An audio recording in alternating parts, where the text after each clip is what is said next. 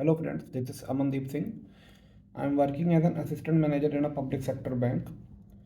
So आज हम discuss करेंगे starting salary of a bank PO in a public sector bank. So public sector bank ही मैंने क्यों बोला, मतलब पब्लिक सेक्टर बैंक की ही आप बेसिकली तैयारी करते हैं। आईबीपीएस जब एग्ज़ामिनेशन लेता है तो आपका आईबीपीएस पीओ का जो एग्ज़ाम रहता है वो all public sector banks excluding SBI इसमें रहते हैं, जो आज की डेट में शायद 11-12 होंगे। जब मैं पेपर दिया था तो 23-24 होते थे, बट अभी रिसेंटली मतलब 10-12 बैंक्स मर्ज्ड हो चुके हैं प्री एग्जिस्टिंग बैंक्स में। सो अभी 11-12 पब्लिक सेक्टर बैंक्स होंगे। I am not exactly aware of the numbers, 11-12 ही होंगे। पंजाब नेशनल बैंक मतलब एसबीआई है, एसबीआई का एग्ज़ाम बट अलग होता है। बट एसबीआई के अलावा public sector banks are Punjab National Bank, bank of Baroda, Union Bank of India, Canara Bank और इसी तरीके से और भी होंगे। सो इसमें क्या सैलरी होती है आईबीपीएस पीओ के थ्रू जब आप किसी भी बैंक को ज्वाइन करते हैं? तो आप स्केल 1 ज्वाइन करते हैं एज एन असिस्टेंट मैनेजर।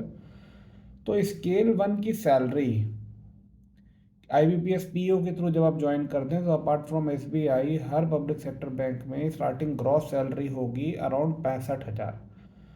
अब gross salary is not the salary which will be credited to your account, but ये आपका ग्रॉस सैलरी सैलरी स्लिप में आएगी और आपका टैक्स भी इसी ग्रॉस सैलरी पे बनेगा।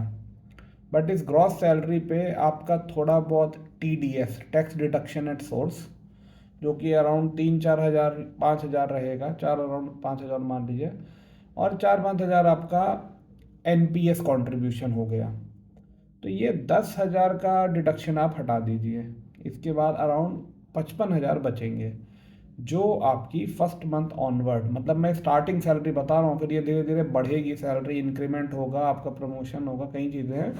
But from the first month of joining आज की डेट में, तब 7th पे कमीशन का है, पे कमीशन आएगा, ये होगा वो सब। अभी क्या आएगा, पे कमीशन पेंडिंग है, वो कब से इम्प्लीमेंट होगा, एरियर होगा, वो सब हटा दो। बट आप आज की डेट में ज्वाइन करते हो तो आपको अराउंड 65 हज़ार की सैलरी स्लिप और 55 हज़ार आपका नेट क्रेडिट हो जाएगा खाते में, आपका सैलरी अकाउंट में।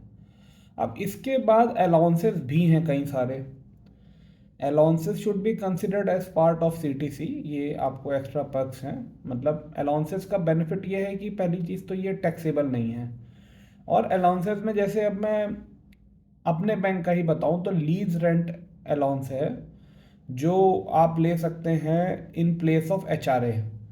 सो you can either go for HRA और you can go for lease rent allowances. तो लीज रेंट अलाउंसेस ही मुंबई में आज की डेट में मेरी बैंक 30,000 देती है, 30,000। So which is a decent amount. अब ये आपका स्केल कौन सा है, मतलब हाँ, जूनियर स्केल को भी, स्केल 1 को भी 30,000 है यहाँ पे। और बैंक टू बैंक वेरी कर सकता है, किसी बैंक में 3-4 हज़ार, 2 हज़ार, 6 हज़ार प्लस माइनस होगा, किसी में बढ़ेगा 4-5 हज़ार, ऐसे मतलब प्लस माइनस 5-6 हज़ार की रेंज में रहेंगे। एसबीआई का शायद 35-40 हज़ार है मुंबई में। तो हाँ, आप मान लीजिए 25-30 हज़ार आपका बड़े शहर में तो लीज रेंट अलाउंसेस होगा ही। अब छोटा शहर है थोड़ा, बनारस है, लखनऊ है, जयपुर है, मतलब दिल्ली बॉम्बे से छोटा है, तो वहाँ मान लीजिए दिल्ली बॉम्बे के कंपेरिजन में 5-8 हज़ार कम होगा लीज रेंट अलाउंसेस। लेकिन ना 25-30 हज़ार आप मान सकते हैं इसको, लीज रेंट अलाउंसेस को। इसके बाद पेट्रोल अलाउंसेस है, वो मिल जाता है आपको फर्स्ट डे से 4-5 हज़ार। मतलब मोस्ट ऑफ द बैंक्स दे देती हैं, कोई कोई बैंक मैंने सुना है कि पेट्रोल और ये कन्वेंस और न्यूज़पेपर, मोबाइल, ये सब शायद प्रोबेशन कंप्लीट होने के बाद देती है। प्रोबेशन आपका 2 साल में कंप्लीट होगा, बट हाँ मोस्टली बैंक देती हैं।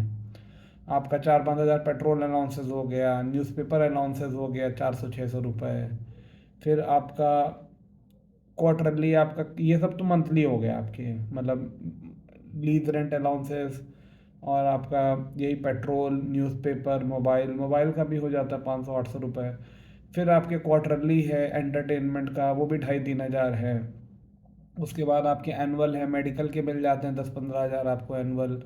मतलब हेल्थ इंश्योरेंस तो आपका एम्प्लॉयर करा ही रहा है, ये आपको एडिशनल एक मेडिकल का दे रहा है कि ये जो दवाई ववाई आप लेते हैं। क्योंकि मतलब मेरे बैंक में जो इंश्योरेंस मिला हुआ है मुझे, वो आप तब क्लेम कर सकते हो जब आप हॉस्पिटलाइज हुए हैं।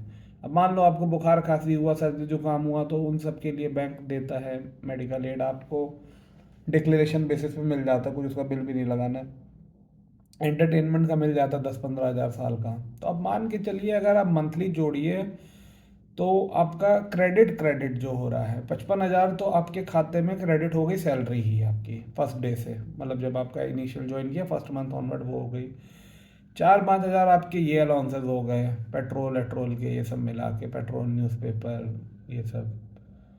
और 60 हज़ार ये बन गया आपका, मतलब 55 हज़ार डायरेक्ट क्रेडिट हुआ, 5 हज़ार आपने पोर्टल में जाके अप्लाई किया, पेट्रोल न्यूज़पेपर ये सब कि हाँ हाँ मेरा खर्चा हुआ डिक्लेरेशन बेसिस पे, तो ये 5 हज़ार आ गए।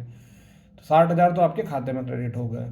उसके बाद आपके 20-30 हज़ार, 25-30 हज़ार जो भी लीज रेंट अलाउंसेस बनता है आपका, depending on the place of posting and the bank you have joined, वो आपके 25-30 हज़ार मकान मालिक के खाते में हो गए क्रेडिट आपके बिहाफ पे। तो 80-90 हज़ार तो ये क्रेडिट हो गया जी आपकी और मकान मालिक के मिला के।